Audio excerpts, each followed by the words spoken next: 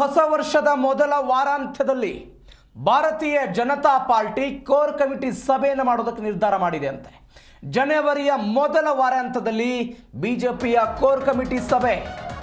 ಈ core committee ಸಭೆಯಲ್ಲಿ ಮಹತ್ವದ ಚರ್ಚೆಗಳಾಗುವಂತ ನಿರೀಕ್ಷೆ. ಮೊದಲ ವಾರಾಂತ್ಯದಲ್ಲಿ ಭಾರತೀಯ ಜನತಾ ಪಾರ್ಟಿ ಸಭೆಯನ್ನು ಮಾಡೋದಕ್ಕೆ ನಿರ್ಧಾರ ಮಾಡಿದೆ. ಕೋರ್ ಕಮಿಟಿ ಸಭೆ ಅಕ್ಟೋಬರ್ನಲ್ಲಾಗಿತ್ತು. ಅದಾದ ನಂತರ ಇದೀಗ 2026ರ ಮೊದಲ ವಾರದಲ್ಲೇ ಈ ಸಭೆಯನ್ನು ಮಾಡೋದಕ್ಕೆ ನಿರ್ಧಾರ ಮಾಡಲಾಗಿದೆ. ಈ ಸಭೆಯಲ್ಲಿ ಕೆಲ ಮಹತ್ವದ ವಿಚಾರಗಳ ಬಗ್ಗೆ ಚರ್ಚೆ ಆಗುತ್ತೆ. ಬಿಜೆಪಿ ರಾಜ್ಯ ಉಸ್ತುವಾರಿ ರಾಧಾ ಮೋಹನ್ ದಾಸ್ ಅಗರ್ವಾಲ್ ಅವರು ಬರ್ತಾರೆ. ರಾಜ್ಯ ಬಿಜೆಪಿ ಉಸ್ತುವಾರಿ ಆಗಿದ್ದಾರೆ. ಪಕ್ಷ ಸಂಘಟನೆ, ರಾಜ್ಯ ಪ್ರವಾಸ, ರಾಜ್ಯ ಸರ್ಕಾರದ ವಿರುದ್ಧ ಒಂದು ಆಡಳಿತ ವಿರೋಧಿ ಅಲೆಯನ್ನು ಕ್ರಿಯೇಟ್ ಮಾಡೋದು, ಮುಂಬರುವಂತಹ ಸ್ಥಳೀಯ ಸಂಸ್ಥೆಗಳ ಚುನಾವಣೆಗಳ ಬಗ್ಗೆ ಚರ್ಚೆ, ರಾಜ್ಯದ 2 ವಿಧಾನಸಭಾ ಕ್ಷೇತ್ರಗಳು ಇದೀಗ ಬೈ ಎಲೆಕ್ಷನ್ ಅನ್ನು ಎದುರಿಸೋದಿದೆ, ಬಾಗಲಕೋಟೆ ಮತ್ತು ದಾವಣಗೆರೆ ದಕ್ಷಿಣ. ಈ ಕ್ಷೇತ್ರಗಳಿಗೆ ಅಭ್ಯರ್ಥಿಗಳು, ಅದಾದ ನಂತರ ಚುನಾವಣೆಯ ರೂಪುರೇಷೆ, ಇವೆಲ್ಲದರ ಬಗ್ಗೆಯೂ ಕೂಡ ಒಂದು ಪ್ಲಾನ್ ಮಾಡುವಂತಹ ಸಾಧ್ಯತೆ ಈ ಕೋರ್ ಕಮಿಟಿಯ ಸಭೆಯಲ್ಲಿ ಆಗಬಹುದು ಎನ್ನುವಂಥ ನಿರೀಕ್ಷೆ ಇದೆ. ಮತ್ತೊಂದು ಕಡೆ ಸದನದಲ್ಲಿ ಕೆಲವೊಂದಿಷ್ಟು ವಿಚಾರಗಳನ್ನು ಮುಂದಿಟ್ಟು ರಾಜ್ಯ ಕಾಂಗ್ರೆಸ್ ಸರ್ಕಾರದ ವಿರುದ್ಧ JDS ಪ್ಲಸ್ ಬಿಜೆಪಿಯು ಕೂಡ ಮುಗಿಬಿದ್ದಿತ್ತು. ಇತ್ತೀಚೆಗಷ್ಟೇ ದೇವೇಗೌಡರು ಒಂದು ಹೇಳಿಕೆಯನ್ನು ಕೊಟ್ಟಿದ್ದಾರೆ.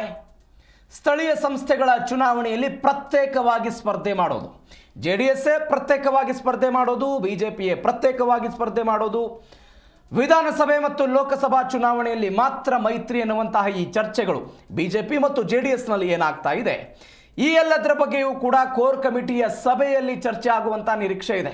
ಬಿಕಾಸ್ ನಮ್ಮ ನಾಯಕರು ಚರ್ಚೆ ಮಾಡ್ತಾರೆ ಅಂತ ಬಿಜೆಪಿಯ ಅನೇಕ ನಾಯಕರು ಅದರ ಬಗ್ಗೆ ಹೇಳಿಕೆಗಳನ್ನು ಬರ್ತಾ ಇದ್ದಾರೆ. ಹೀಗಾಗಿ ಅದರ ಬಗ್ಗೆಯೂ ಕೂಡ ಕೋರ್ ಕಮಿಟಿಯ ಸಭೆಯಲ್ಲಿ ಚರ್ಚೆ ಆಗಬಹುದು.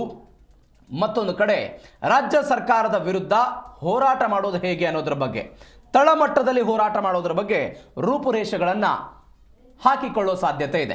ಈ ಬಗ್ಗೆ ಹೆಚ್ಚಿನ ಡೀಟೇಲ್ಸ್ ಕೊಡ್ತಾರೆ ನಮ್ಮ ಪ್ರತಿನಿಧಿ ಜನಾರ್ದನ್ ಹೆಬ್ಬಾರ್.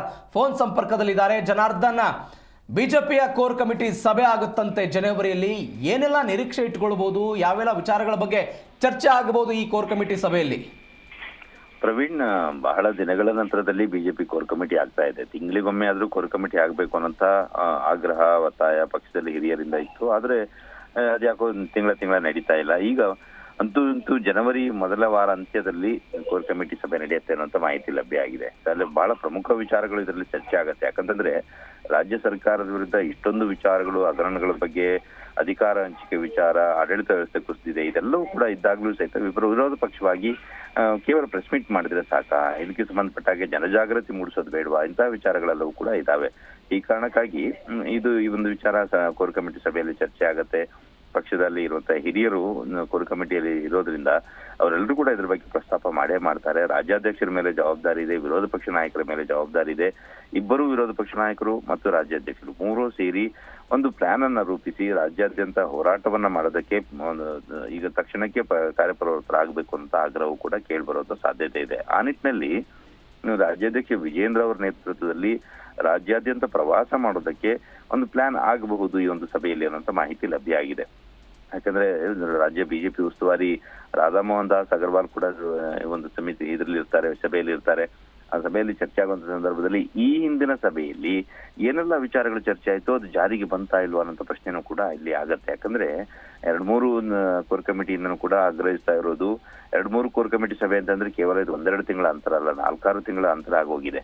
ಇಷ್ಟು ಸಂದರ್ಭದಲ್ಲಿ ರಾಜ್ಯಾಧ್ಯಕ್ಷರ ಹೆಸರು ಘೋಷಣೆಯನ್ನ ಮಾಡಿ ಪಕ್ಷದ ಸಂಘಟನೆ ಕೂಡ ಕುಸಿದೋಗಿದೆ. ರಾಜ್ಯಾಧ್ಯಕ್ಷರು ಯಾರು ಅನ್ನೋದು ಸ್ಪಷ್ಟ ಆಗದೆ ಇದ್ರೆ ಇದು ತೀರಾ ವಿಳಂಬ ಆಗ್ತಾ ಹೋಗುತ್ತೆ. ಪದಾಧಿಕಾರಿಗಳು ಯಾರು ಕೆಲಸ ಮಾಡಲ್ಲ, ಕಾರ್ಯಕರ್ತರಿಗೂ ಸಹಿತ ಒಂದು ರೀತಿಯ ಉತ್ಸಾಹ ಇರಲ್ಲ. ಆ ಕಾರಣಕ್ಕೆ ಈಗ ಅದ್ರ ತೀರ್ಮಾನ ಆಗಬೇಕು ಅನ್ನೋ ಆಗ್ರಹ ಮೊದಲಿಂದ ಇತ್ತು. ಅದ್ರ ಬಗ್ಗೆನೂ ಕೂಡ ಪ್ರಸ್ತಾಪ ಆಗತ್ತೆ ಸಭೆಯಲ್ಲಿ. ಅದಕ್ಕಿಂತ ಪ್ರಮುಖ ಅಂತಂದ್ರೆ ರಾಜ್ಯಾದ್ಯಂತ ಪ್ರವಾಸವನ್ನ ಯಾವಾಗಿಂದ ಶುರು ಮಾಡಬೇಕು, ಯಾವ ರೀತಿ ಪ್ಲಾನ್ ಮಾಡ್ಕೋಬೇಕು. ಕೇವಲ ಒಂದೇ ಟೀಮ್ ಮಾಡ್ಕೊಂಡು ಬೇರೆ ಬೇರೆ ಜಿಲ್ಲೆಗಳಿಗೆ ಹೋಗಿ ಒಂದು 3-4 ಜಿಲ್ಲೆ ವಿಭಾಗ ಮಟ್ಟದಲ್ಲಿ ಕಾರ್ಯಕ್ರಮವನ್ನ ಸಮಾವೇಶ ಮಾಡೋದಾ, ಅಥವಾ 4-6 ಟೀಮ್ ಅನ್ನ ಮಾಡಿ ಬೇರೆ ಬೇರೆ ಜಿಲ್ಲೆಗಳಿಗೆ ಹೋಗೋದಾ ಅನ್ನೋದ್ರ ಕುರಿತಾಗಿ ಸಹಿತ ಸಭೆಯಲ್ಲಿ ಚರ್ಚೆ ಆಗ್ಲಿಕ್ಕಿದೆ.